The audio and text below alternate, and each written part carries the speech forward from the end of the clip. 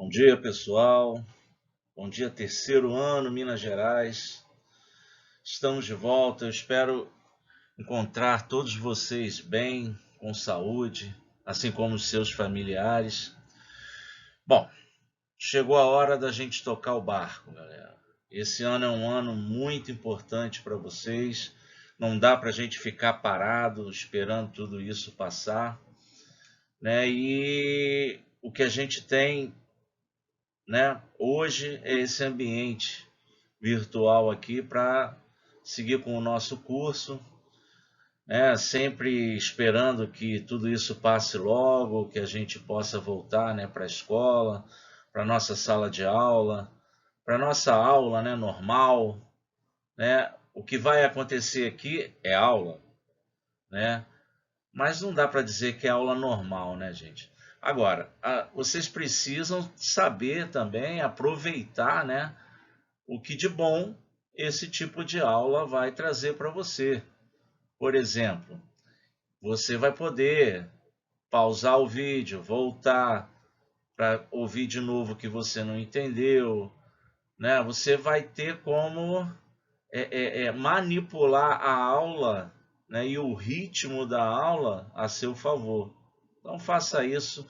Você tem que se ambientalizar rapidamente aí com essa plataforma que está oferecida para a gente.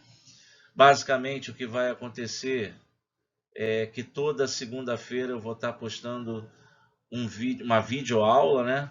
E também vou estar postando uma lista de exercícios relativa a essa aula. E vou estar na terça-feira postando a resolução desses exercícios, a correção, né? E ao longo desse período aí, entre segunda e terça-feira, eu espero que vocês venham me dando retorno, fotografem as suas resoluções, postem vocês também podem postar, né, no nosso tópico aí as fotos com as resoluções de vocês, até para eu ter uma ideia do que vocês estão fazendo ou não.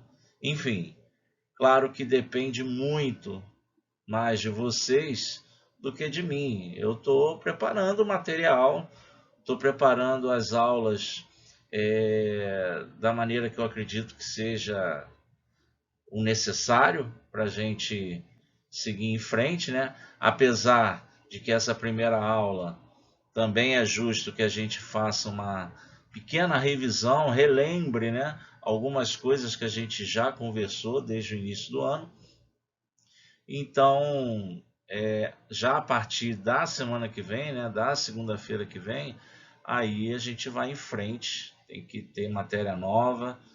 Mas é o que eu digo, você nesse período vai se ambientalizando aí com a plataforma e vai começar, vocês não são bobos, vão começar a usar, né, todos os recursos que vocês vão ter aí a seu favor, né?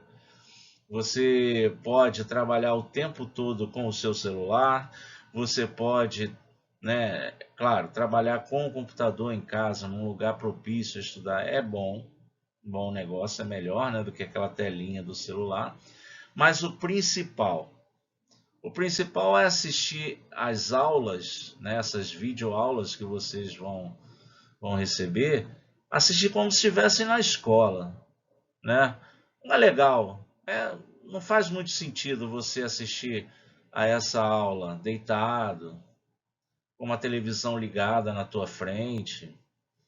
Não, de fato, não acho que a gente não alcança o nosso objetivo. Você tem que se organizar. Você, toda segunda-feira, na escola, teria aula de matemática de manhã. Então, eu acho que a maneira mais fácil de você se organizar é justo de acordo com o horário, né, de aulas que você tem na escola. Isso quer dizer que segunda-feira e terça-feira, em algum momento do dia, não vou marcar a hora, mas segundas e terças-feiras você tem que separar um horáriozinho aí para estudar matemática. São os nossos dias, né, de aula. Tudo bem? Então, toda segunda-feira eu vou publicar a nossa aula e os exercícios relativos a essa aula que eu vou fazer, ou publicar, ou gravar a resolução desses exercícios na terça. Tá ok? Depois de vocês terem tido tempo de assistir a aula e trabalhar os exercícios. Então, basicamente, essa vai ser a nossa dinâmica aí, enquanto a gente tiver que ficar em casa. Espero que vocês estejam em casa. Tá bom? Então, gente, desde o primeiro dia de aula, a gente está falando sobre análise combinatória, né? Análise dos problemas de contagem. E vimos, apesar de tudo que já conversamos, vimos que o princípio fundamental da contagem, né, é, como diz o nome, né, fundamental para que a gente resolva qualquer problema de contagem, né? Só relembrando, o que diz o princípio fundamental da contagem? Diz que se num problema eu consigo identificar uma ação completa a ser realizada e consigo dividir essa ação completa em etapas, o que eu devo fazer? Eu devo contar quantas opções eu tenho em cada uma dessas etapas, não é isso? E como eu vou realizar todas essas etapas, eu vou pegar então as quantidades, né, de opções que eu tenho em cada etapa e vou multiplicar, né? Já que na hora de que eu for ler ou falar dessas etapas, né, eu vou conectá-las, né, com um conectivo da nossa língua portuguesa, que é o E, que está associado à operação de multiplicação. Uma das primeiras coisas que a gente deixou aí bem claras, né? Esses dois conectivos, E e OU, né? Se tem E na história, tem multiplicação. Se tem OU na história, daí vem a soma. Não é isso? Então, o que a gente vai fazer nessa aula? A aula não é longa, é só para a gente relembrar algumas coisas. Eu trouxe 4 problemas, né? Então, a gente discute rapidamente a resolução desses 4 problemas e depois vocês dão uma olhada aí na lista com problemas que eu tenho certeza que vocês vão conseguir trabalhar, resolver. Vai surgir uma dúvida ou outra que vocês vão poder tirar comigo aí na plataforma mesmo, nos comentários, ou então aguardar e ver a resolução, que provavelmente vai tirar sua dúvida também. Ok? Então vamos lá? O primeiro exemplo diz isso aí, olha. Quantos números naturais com algarismos distintos são múltiplos de 5, maiores que 3.000 e menores que 7.000? Muito bem. A primeira coisa aí que a gente precisa atentar: números maiores que 3.000 e menores que 7.000, números que estão entre 3.000 e 7.000, são números com 4 algarismos. Então, todos os números que eu quero contar aí, eles têm 4 algarismos. E escrever um número com 4 algarismos é algo, né, uma tarefa que a gente realiza em 4 etapas, certo? Tudo bem. Outra coisa também que já no enunciado a gente precisa se ligar é que ele quer algarismos distintos. Isso quer dizer que os números que eu vou escrever, eles não têm algarismos repetidos. Então, tendo eu usado um algarismo, né, para colocar numa das 4 posições ali, eu não posso usar esse algarismo novamente. E ainda tem mais um detalhe aí no nosso enunciado, né? Eu já peguei um exercício um pouquinho avançado, já que a gente já conversou bastante sobre isso, né? O fato dos números que eu quero contar serem múltiplos de 5, né? Números que são múltiplos de 5, eles têm uma particularidade, né? Todos eles terminam em 0, né? Ou terminam em 5. Todo número que é múltiplo de 5 termina em 0 ou termina em 5. E esse ou aí, olha o ou aí aparecendo no nosso discurso, quer dizer que a gente vai resolver o quê? Em 2 partes, né? Em 2 momentos aí o nosso problema. Acho que a gente pode contar todos que terminam em 0, né? E depois contar todos que terminam em 5 e somar. essas quantidades que a gente vai encontrar. Beleza? Então, vamos lá. Múltiplos de 5 terminam em 0 ou 5, já falamos sobre isso. Estou aqui frisando. Deixa eu pegar aqui a canetinha. Estou aqui frisando o ou, né? Para dizer que são duas categorias de números que a gente vai contar separadamente e depois somar os resultados, certo? Tudo bem. Então, vamos contar os números que terminam em 0. Bom, se esses números que eu vou contar, eles terminam em 0, então, aqui não tem o que discutir, né? Eu vou usar o algarismo 0 aqui, então eu tenho uma opção só. Certo? Então, o fato de eu contar números que terminam em 0 já justifica aqui eu ter uma única opção. Ok? Bom, quando eu venho aqui para essa posição das unidades de milhar, eu tenho que ter cuidado. Por quê? Porque eu quero contar números que são maiores que 3.000 e que são menores que 7.000. Então, eu não posso começar o meu número com qualquer algarismo. O meu número, por exemplo, ele não pode começar com 0 por mais de um motivo, né? Primeiro que eu já usei o 0 lá nas unidades. Segundo que também não posso começar número natural com 0. Né? O número 1 também não entra aqui como opção, porque números de 4 algarismos começam com 1 são números do tipo 1000 e alguma coisa. São números menores que 3.000. Né? E da mesma forma, não posso usar o 2, mas posso sim usar o 3. Né? Todos os números que começam com 3, com algarismos distintos, são maiores que 3.000. Também posso usar o número 4, o algarismo 4, certo? Também posso usar o algarismo 5, ok? E posso usar o algarismo 6.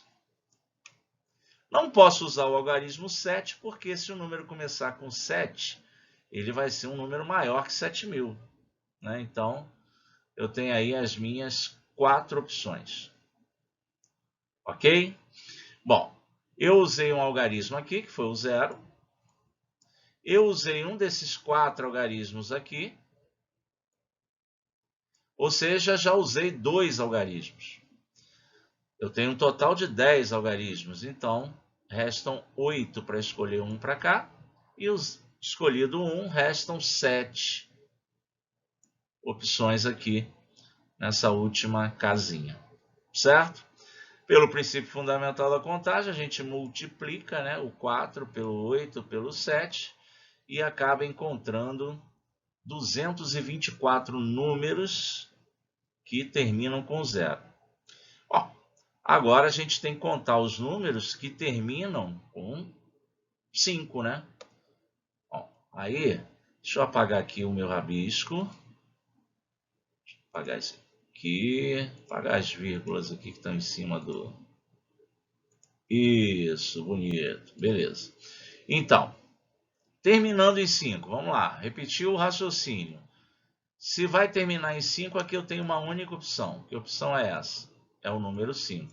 Vocês me desculpem a letra, porque estou escrevendo com o mouse, né, gente? Escrever com o mouse não é nem um pouco confortável, né? Tá. Então, eu já usei aqui o algarismo 5. Deixa eu apagar esses caras aqui também, para a gente não fazer confusão. Bom, tá aqui, beleza. Já usei o algarismo 5. Agora eu preciso ver os caras que são opção aqui. Então, olha, o 3, não é isso? O 4, o 5 não, né? Porque eu já usei ele. Então, o 6. O 7 não, porque o 7, o 8, o 9, porque senão o número vai ser maior que 7.000. E o 0 também não entra, nem o 1, nem o 2 e tal. Então, eu tenho 3 opções. Uso uma dessas opções, não é isso? Mais o 5 aqui, que eu já usei, gastei 2 algarismos. Então, eu tenho 8 opções aqui, gasto uma, sobram 7 opções. Pelo princípio fundamental da contagem, eu vou multiplicar esses caras. Tá aí, ó. 3 vezes 8 vezes 7 vezes 1, 168. Agora, eu não posso esquecer que essas duas situações elas estão conectadas pelo ou, não é isso? É isso aqui ou isso aqui. Né? E o ou manda fazer o que com esses dois números? Manda a gente somar esses dois números. E ao somar esses dois números, 224 e 168, a gente encontra a resposta do nosso problema, que é 392 números. Ok?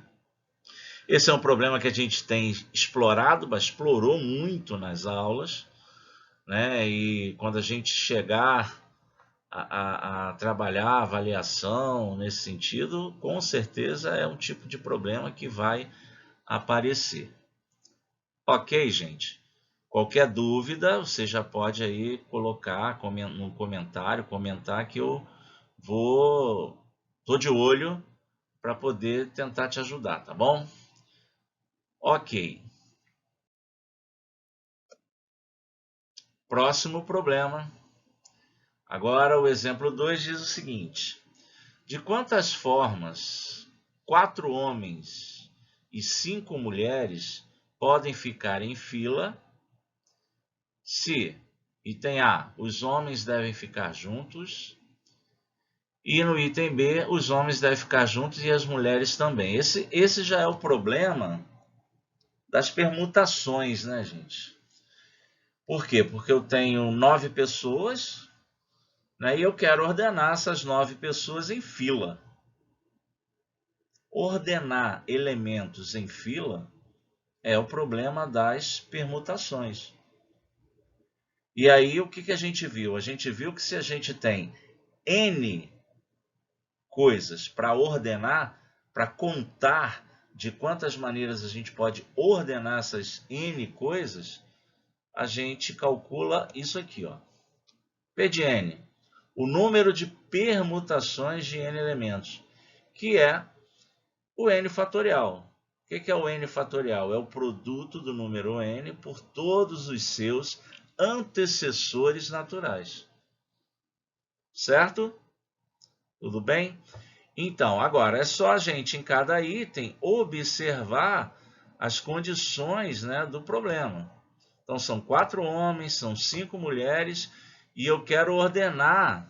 Né, se a pergunta fosse, de quantas maneiras eu posso ordenar 4 homens e 5 mulheres, era só calcular o fatorial de 9. Né? Mas no item A, ele quer que os homens devem ficar juntos. Ou seja, vai rolar aquele bloquinho, né, que a gente tanto trabalhou nas aulas aí, ó. Eu tenho ali os 4 homens, né, H1, H2, H3 e H4. E tenho 5 posições ali para posicionar as mulheres. Não é isso? Agora, em nenhum momento eu disse que esse bloco dos homens ele tem que estar na primeira posição. Então, ele também, né, o bloco, é um elemento que vai estar permutando, vai estar mudando de posição. Então, quantos elementos eu vou ter aí mudando de posição a princípio? As 5 mulheres e o bloco dos homens, certo? Então, ó, eu tenho 6 permutações, né, 6 fatorial, desculpa, permutações, que são as 5 mulheres e o bloco dos homens. E tenho também, né, não posso esquecer do que aqui dentro, né, do bloco dos homens, os homens podem mudar de posição entre si. Então, eu também vou ter as 4 fatorial permutações dos homens dentro do bloquinho. Tá certo? Então, eu tenho 6 fatorial permutações, a princípio, e tenho 4 fatorial permutações no caso do bloco dos homens. Esse E manda a gente multiplicar o fatorial de 6 pelo fatorial de 4, ou seja, fatorial de 6, 6 vezes 5 vezes 4 vezes 3 vezes 2 vezes 1, dá 720. Fatorial de 4 é 24 e 720 vezes 24 são 17.280 formas. Agora, o que muda no item B? O que muda no item B é que ele quer que as mulheres também fiquem juntas. Então surge o quê? Surge o bloco das mulheres também. Tá lá, ó. Agora eu tenho o bloco dos homens e tenho o bloco das mulheres. Aí eu vou ter três situações de permutações a considerar. São essas. Primeiro, os blocos, eles podem mudar de posição. Posso ter bloco dos homens e bloco das mulheres, ou bloco das mulheres e bloco dos homens. Tá.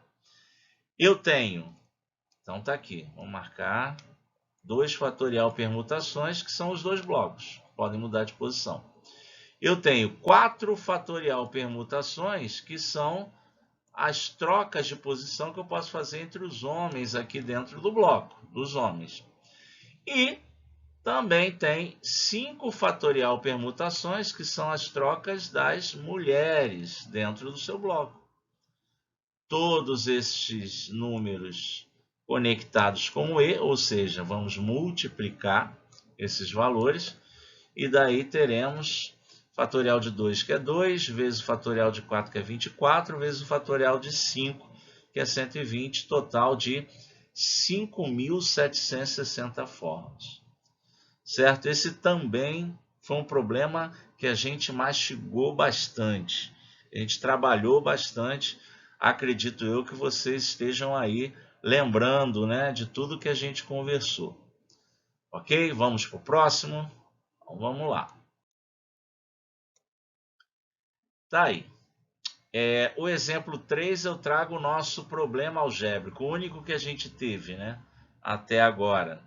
Já que a gente massacrou aí nos problemas de contagem, mas quando a gente foi trabalhar de uma maneira genérica os fatoriais, né, a gente se deparou com alguns problemas algébricos, resolução de equações, etc. Como esse aqui, por exemplo, onde a gente tem uma equação.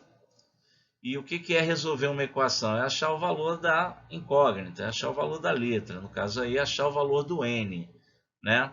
Claro, respeitando o fato de que o n, né, é uma letra que compõe aí elementos algébricos, né, e numéricos dentro do conjunto dos naturais, certo? Mas vamos em frente, depois a gente fala mais sobre isso. Bom, qual seria o nosso primeiro passo aí? Eu coloquei aqui alguns passos que eu daria naturalmente na resolução dessa equação. Vamos lá. O primeiro passo está aí. Na verdade, o que aconteceu? Eu peguei esse n aqui e passei ele aqui para baixo, dividindo. Certo? E peguei o fatorial de n mais 4 e passei aqui para cima, multiplicando. Então, na verdade, eu troquei de posição esses dois caras, né? O n fatorial e o n menos 4 fatorial. Esse foi o meu primeiro passo. Ok? Agora, você sabe que uma coisa dividida por ela mesma dá 1. Não é isso? Beleza? Então, ó, esse 1 aqui, ó, é resultado disso aqui. Ok? Muito bem.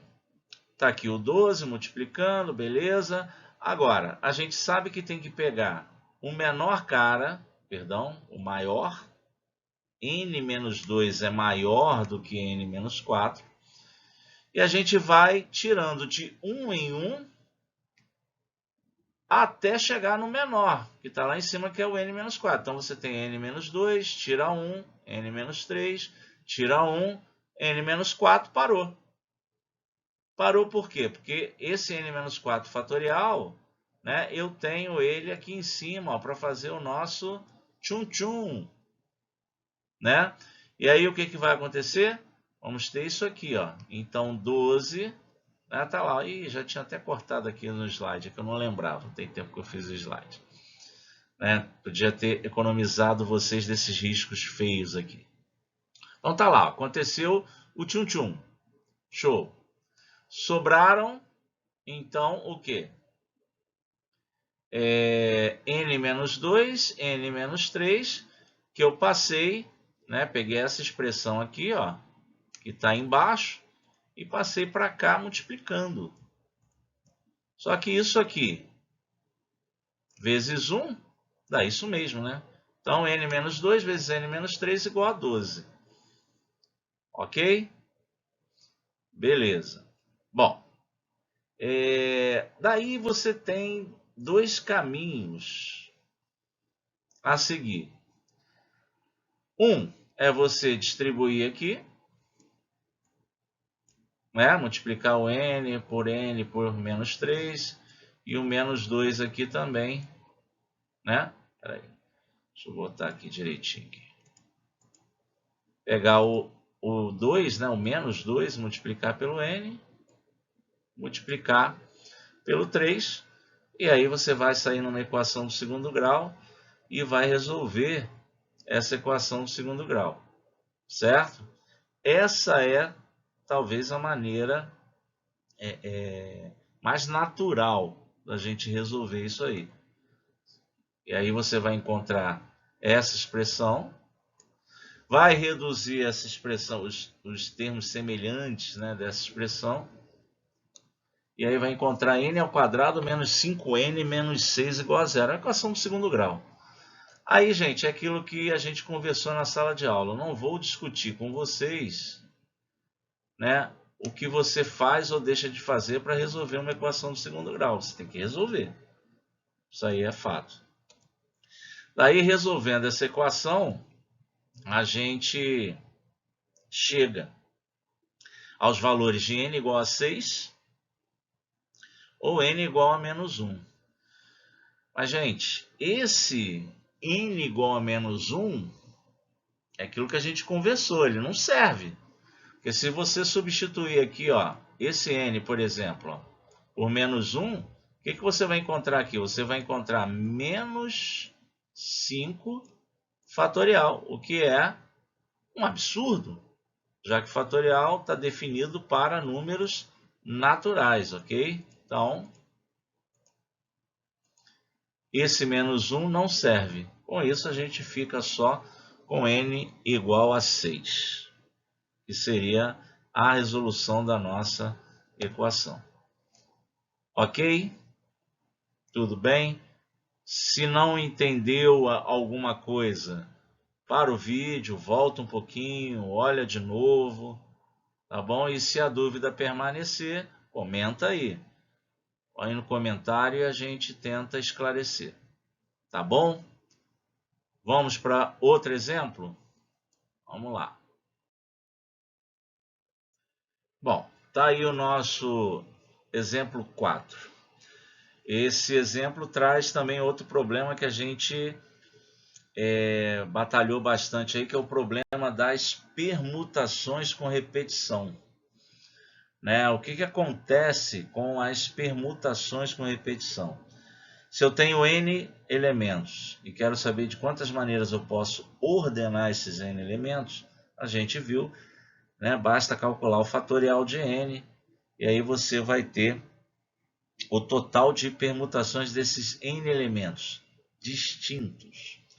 No momento que entre esses n elementos você tem repetições, você pode fazer permutações entre elementos repetidos e continuar com a mesma fila, com a mesma ordenação que você tinha antes. Então, você vai acabar contando vezes a mais o mesmo resultado. Então, o que a gente faz para consertar a conta aí?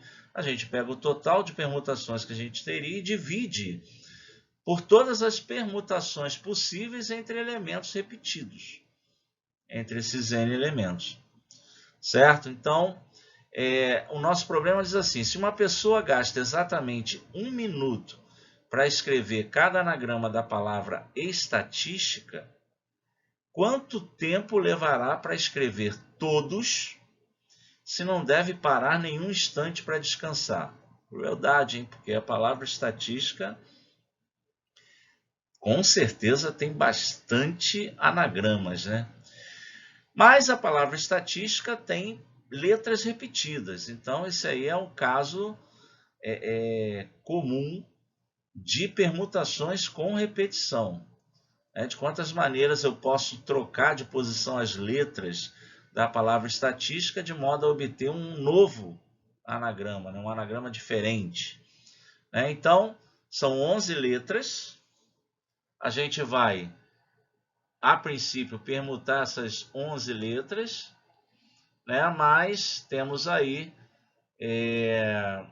2 letras S, 3 letras T, 2 letras A e 2 letras I.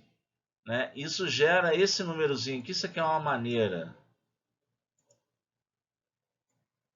interessante aí da gente tratar, da permutação com repetição. Aqui você tem o total. Espera aí. Deixa eu mudar aqui para o meu azul. Você tem aqui o total de elementos que você vai permutar. E aqui, ó, você indica todas as repetições que você vai ter. Certo? Lembrando que você tem que pegar esses valores aqui e calcular as permutações desses caras, os fatoriais. Tá certo? E aí você sabe, a gente pode pegar o 11, levar até o 3, que é o maior aqui embaixo, aí você vai se deparar com essa expressão aí. Os tchum-tchuns aí que estão desenhados aí, o do 3 fatorial, que é sempre aquele que a gente faz, pega o maior, leva até o menor. E aí, olha, se 2 vezes 2 vezes 2 é igual a 8, então está justificado esse outro tchum-tchum aqui, Não é isso? Com isso ficamos com 11 vezes 10 vezes 9 vezes 7 vezes 6 vezes 5 vezes 4. Tá aí. Isso dá um número grande. Isso dá o número 831.600. Agora, detalhe. Essa é a quantidade de anagramas da palavra estatística. Se o cara leva 1 minuto para escrever cada um deles, então esse cara vai levar 831.600 minutos para escrever todos. Se a gente quiser representar isso em horas, basta dividir o 831.600 por 60. E aí eu vou ter o resultado de 13.860 horas. Ah, Max, mas você poderia ter respondido então em dias. Beleza. Pegaria o 13.860, dividiria por 24, e acharia a resposta em dias. Só que a divisão de 13.860 por 24 ela não é inteira. Então você não vai encontrar um número inteiro de dias. Então se eu quero dar uma resposta inteira, eu vou ter que parar aí na questão das horas. São 13.860 horas. Ok? Então, galera, esse foi o nosso primeiro contato. A gente está aí se ambientalizando com essa plataforma. Eu espero que vocês tenham entendido tudo que a gente fez nesses 4 exemplos. É aquilo que eu tenho dito também ao longo aí da aula. Você pode voltar quantas vezes quiser para ouvir de novo o que a gente falou, para tentar entender. Você tem essa vantagem nesse tipo de aula, Então aproveita. Ainda assim, permanecendo a dúvida, comenta aí, a gente, nos comentários, a gente tenta tirar essas dúvidas, tá bom? Eu vou postar hoje também uma lista de exercícios de revisão, dessa revisão que a gente está fazendo. Na lista de exercícios já vem as respostas finais dos exercícios, mas ainda assim eu vou amanhã, na terça, tá publicando um arquivo, ou em PDF, em foto, ou em vídeo, não sei ainda, da correção dessa lista de exercícios que eu estou postando hoje também, tá, gente? No mais, só espero que vocês, de fato, levem a sério esse trabalho, é um trabalho sério que visa não deixar você atrofiar academicamente aí nesse período que a gente está parado, até porque, repito, é um ano importantíssimo para vocês, terceiro ano, certo? E a gente não vai deixar essa peteca cair, beleza? Então, ó, grande abraço e até a próxima. Tchau, tchau.